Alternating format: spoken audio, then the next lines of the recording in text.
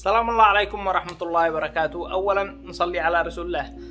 ثانيا المقلب فعنا مقلب لبي يعني خفيف لطيف هكذا حلو، لأنه أنتم دارين يعني أبي عندها الضغط والسكر، فلذلك ما يسبرش إن أنا أطلع المقلب العنف. وبعدين أبي الوالد تحداني، وأنا قلت أكون قد أتحدي وأفعل مقلب خفيف أنا والأستاذ عبد المجيد طبعا فتح قناة حينطلق فيها إن شاء الله. أشتيكم تدخلوا تشتركوا في قناته وتقولوا من طرف معتصم الأجول ولا من طرف الشارع، المهم انتوا اخبرونا في ذلكم. ثالثا ان شاء الله قريبا نفعل فيديوهات ان شاء الله مع اليوتيوبرز الخبراء اصحابنا، فبسروا المقلب بعدين ان شاء الله فيديو جديد حبايبي. المهم نحن ادينا بي للبقعة هذه وقلنا عشان نصور اول مشهد طبيعي بدون ما يشك، وبدأنا بالتصوير بس السيارات سايرة تراجعت، يلا قدرنا نصور. فنبدأ من اول مشهد، يلا شاهدوا الفيديو للنهاية عشان يعني تفهموا الفكرة كامل.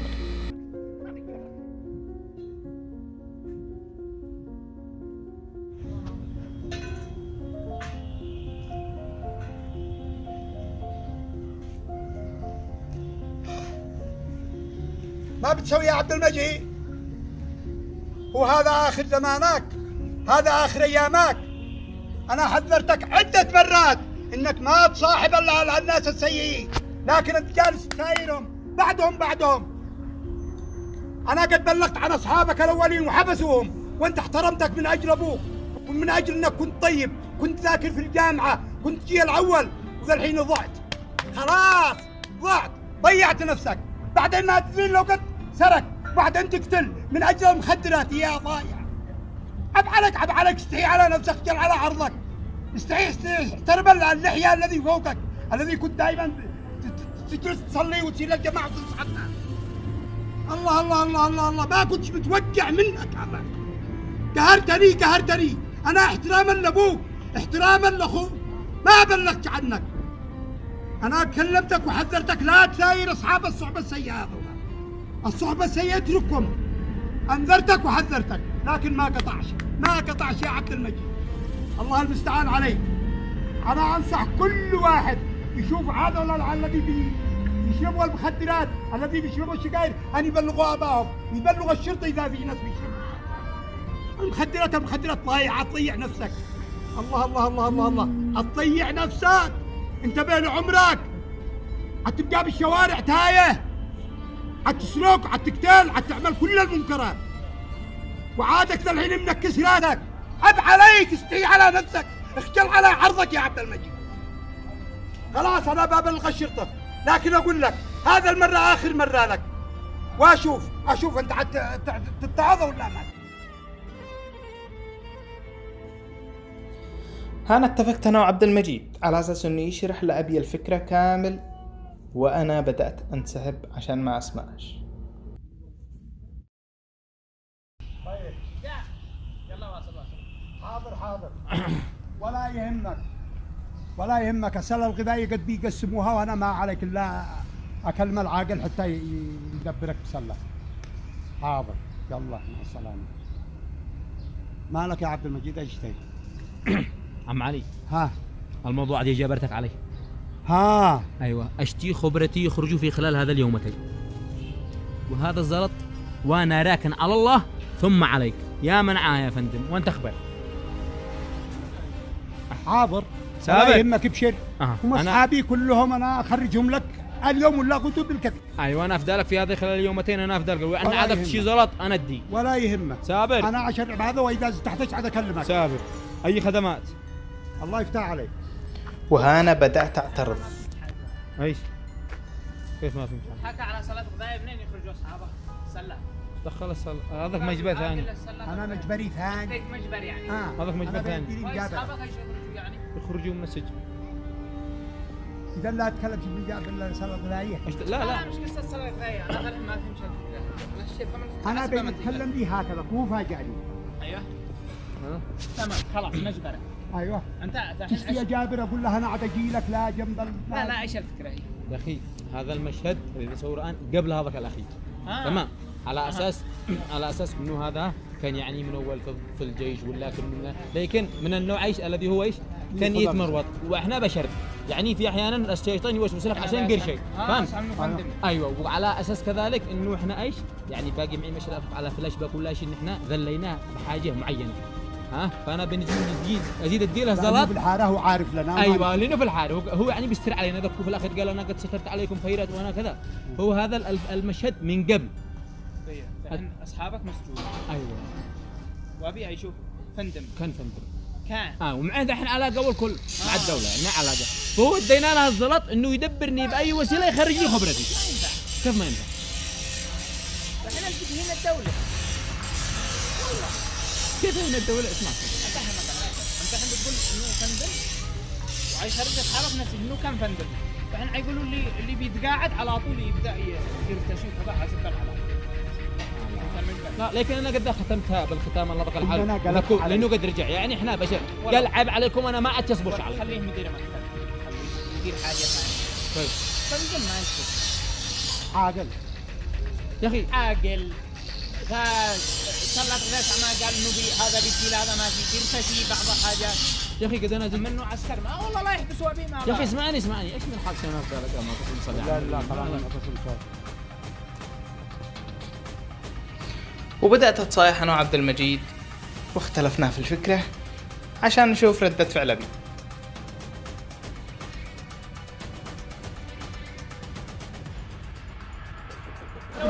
سيناريو أعدل بعض حاجات. يا معتصم انا بين اجي لعندك اصور معك بدون ما بصير سيناريو بدون ما بصير شيء، تقول لي مثل فقير مثل فقير، تقول لي مثل شيبه مثل شيبه، يعني وانا واثق يعني والله المستعان، ها؟ وعني وش ما خليتوني، لكن الان انا والله قد بين اوضح لك الفكره شيء، والمشهد الختامي واضح يعني.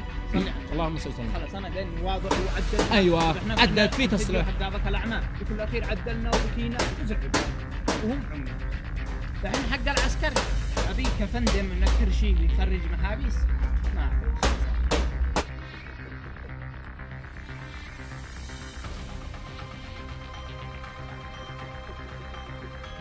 صلي على النبي. اللهم صل وسلم. الفكره هذه وعرفت تكمل. خلاص تمام. اسكسك كيف ماشي يا المشكله انا قد صورت، انا قد صورت يا علي يا ايوه ايوه بحضرك وانا نصيب الدفاع. ايوه قد جاي يا اخي في الختام اللقطه فقط، وده ما هذيك الاخيره تمام. ايوه خلاص الاخيره طبيعيه. خلاص هو الواحد بيبصر فيديو للاخير بعدين يحكم. هو اللي ما بصرش الاخير ها بعد العساكر لا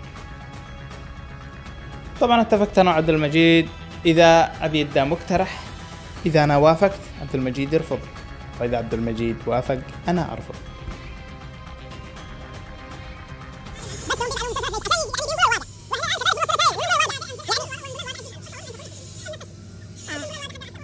يعني دحين ايش دحين يا معتصم، يعني ايش دحين افعل يعني في نظرك ايش اعمل الحين؟ يعني اقوم ابلش الفكره وخلاص يعني؟ لا خلاص لا عادي.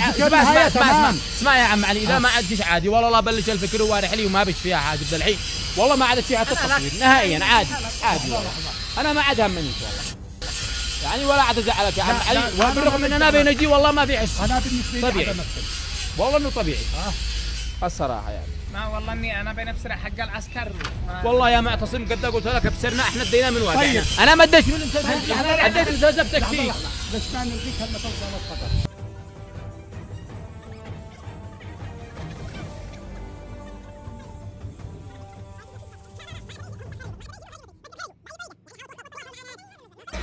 وابي انا احاول بقدر ما يستطيع لكن ما بش فايده.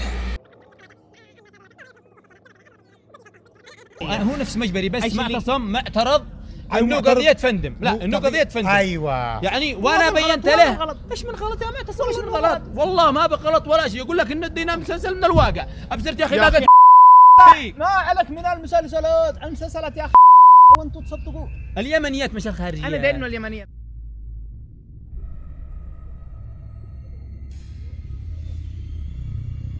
والله انه مجبر فاضي قسم بالله يا معتصم، بس انت مدري ايش فيك ذا الحين اليوم ربشت ولا والله انت سابق. الله المستعان والله العظيم والله اني امور طيبه كذا بين اقول يا عم علي اذا بتبصرون فيها غلط انا ما على شيء الفكره ولا على شيء والسلام عليكم. والله اقول طفي الكيف. ما رايك فكره الزلط؟ الزلط عادي ما بش عندي مشكله الشلغيه بس الفندم على ما هو يعني ايوه بدون زلط. انا ما قلت لك معي مشهد ان انا ذليته بحاجه بابن اخوه بكذا والله لو ما تسد ما يصبرش تذل فندم. ما يصبرش. وضعنا يا اخي ما يسمح بسبب القرش. والله العظيم ما بحاجة. صور ما تصم. لا انا بصير قدك كانك زاعل وحانق. انا والله ما عاد الشيء خلاص يا اخي. انا والله اني لك والله تمام. وانا والله اني معك ومع عمي علي. قد بين اقول لكم اذا هي خارب ولا شيء بطلنا. والله ما عاد اشتي ولا عاد اشتي فيديو. خلاص يا اخي يا عم علي خلاص تبلش والله بالكعبه. الكعبه ما عاد. لا والله العظيم خلاص يا اخي.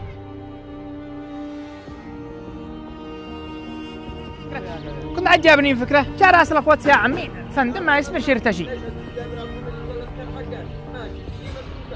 ممكن ما تدخلش. لا تفقعس. يعني ايش حيحسبوا هذا الحين؟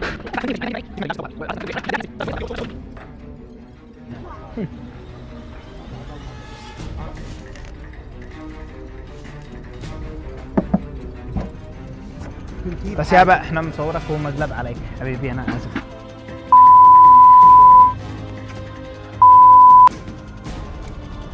ترقب بيضحك. احنا قلنا بس نجغرك شويه يعني.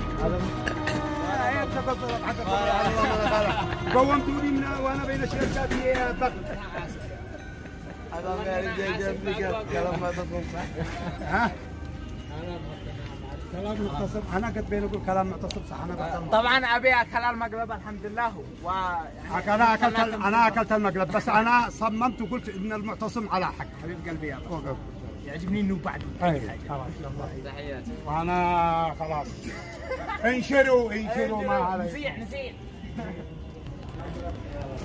وصلنا نهاية الفيديو يا رجال. الذي بسر الفيديو الأخير يكتب في التعليقات تم. وطبعا شكر خاص للمصورين الجميلين وسام جمال واحمد بن عمي. انا افتل قلوبكم انا فوق راسي والله ما قصرتوا. طبعا اللي عايز يسال هل انا رجعت اليمن ولا لا، انا عاد انا في السعوديه في جده، بس الفيديو هذا صورته وانا في اليمن. والفيديو الجاي ان شاء الله قريبا هذا الاسبوع باذن الله. لا تنسوا اشتراك، تفعيل الجرس، لايكات. حبايب قلبي انا افتل قلوبكم. سلام.